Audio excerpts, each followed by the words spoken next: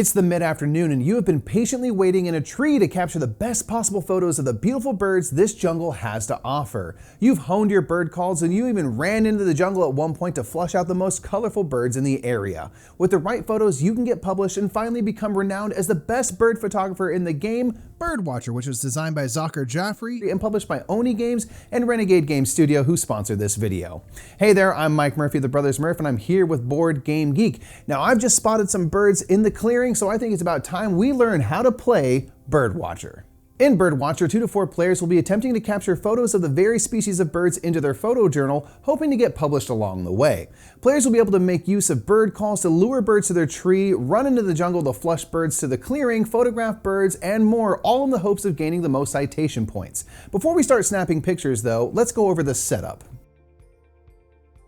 To begin, give each player a player board which represents their tree where they will photograph birds. Above the tree will be an area for each player to have up to 6 birds at any given time, and players throughout the game will be adding cards to a photo journal below their tree to score points. The deck of 69 bird cards will need to be shuffled, and then each player is dealt 4 bird cards which go face up above their tree. Each bird species will have the opportunity to be scored if they get placed in their photo journal, and we'll go over their information shortly. Once each player has 4 cards, shuffle in the 4 rare hybrid bird cards to form the bird deck. Next, players will place markers for the 3 main areas where cards will be placed. Shuffle the deck of publication cards and draw 3 publication cards face up to form the area known as the Academy. Place the publications deck next to the face up cards. Now draw 3 cards from the bird deck to represent the jungle. Finally, below the jungle, place the marker for the clearing. This area remains blank for now, but will be able to hold up to 4 piles of bird cards as they go to and from the jungle and the player's trees. Be sure to keep the supply of insect tokens nearby as they will be gained during the game. The player who has seen a bird most recently becomes the first player and takes the first player marker, and the game is ready to begin. And just like that, we are all set up with our cameras in the trees and we are ready to snap some pictures.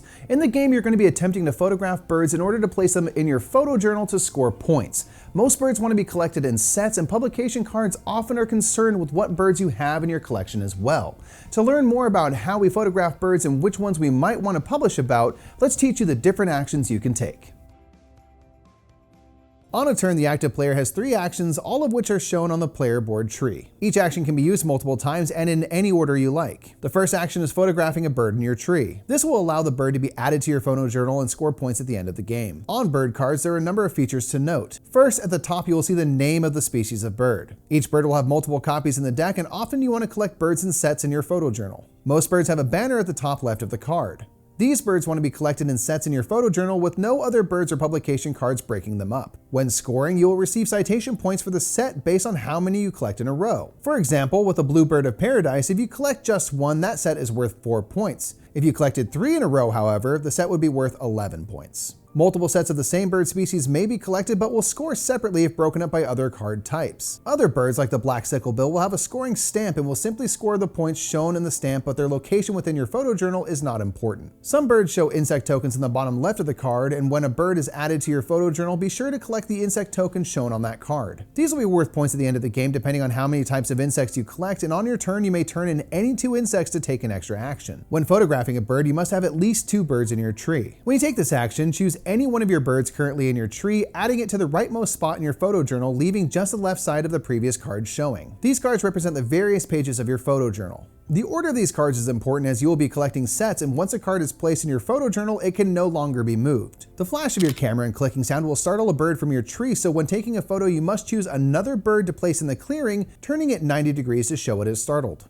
Startled birds cannot be called to trees, and they will remain startled until the end of the current player's turn or until they are covered by a non-startled bird, at which time you'll rotate the card upright again. As an action, you may perform a bird call. Here you'll call out a specific species of bird and then add all visible birds of that species from the jungle and clearing to your tree. Be advised, if you draw a card from the pile in the clearing that reveals the bird species you called out, you do not gain it as it wasn't visible when the call was made, and you may not call startled birds. You may also never have more than 6 birds in your tree, and if you run out of space, you must stop collecting birds at this time. Be sure to replace any birds from the jungle with new birds from the bird deck. To flush out birds from the jungle, you may run into the jungle. Place all 3 visible birds in the jungle into the clearing, being sure to place birds onto empty spaces first, then on top of any piles of your choosing. Next, flip over 3 new cards to fill the jungle. The final 2 options, zoom lens and publish, each require 2 actions to perform. First, let's talk about using your zoom lens. This allows you to take a bird from one of your opponent's trees, adding it to your photo journal, being sure to collect insect tokens if they are on that bird card. You must then take a bird from your tree and place it into your opponent's tree. Finally, if that opponent has room in their tree, they draw a card from the face-down bird deck and add it to their tree. Publishing also requires 2 actions. When taking this action, place an available publication card from the Academy in the next page of your photo journal. Be sure to replace the drawn card with a new card from the publication deck. Publication cards will always end any preceding sets to the left of it and will often score based on the other cards in your photo journal. These cards may give a flat reward shown on the bottom left of a card, or they may provide conditional awards shown in a ribbon in the top left. There will be text as well as iconography showing how the conditional awards score. For example, this card gains 2 citation points for each identical bird among the 4 cards preceding it. Publication cards also provide books shown in the bottom left, and the player who collects the most books during the game gains a bonus.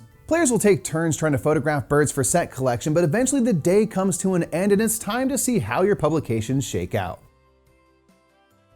The game end will be triggered one of 2 ways. If the bird deck runs out and a player is unable to draw a card, players will continue play until everyone has had an equal number of turns, and then scoring takes place. The game can also end at the end of a round when a player has added 12 cards to their photo journal in a 4-player game, or 14 or 16 cards in the case of a 3 or 2-player game respectively. There are 5 ways in which a player can score points. First, players will look at their photographs, which will be the bird cards collected in their photo journals. Players add citation points for all photographs taken, making sure to collect points for their sets based on the size of the set, and solo birds with stamps score the points shown on their card. Players will all check for the amount of black sickle bills collected, and the player who has the most in their photo journal gains 7 points. The player with the next most black sickle bills gains 3 points. In the case of a tie, all tied players gain 7 points and no award is given for second place. Next, players score publications based on their flat award or conditional awards. Additionally, the player or players who collected the most book icons from publication cards gain an extra 5 citation points, while the player who has collected the fewest loses 2 citation points. Having 0 publications will always result in losing 2 points at the end of the game.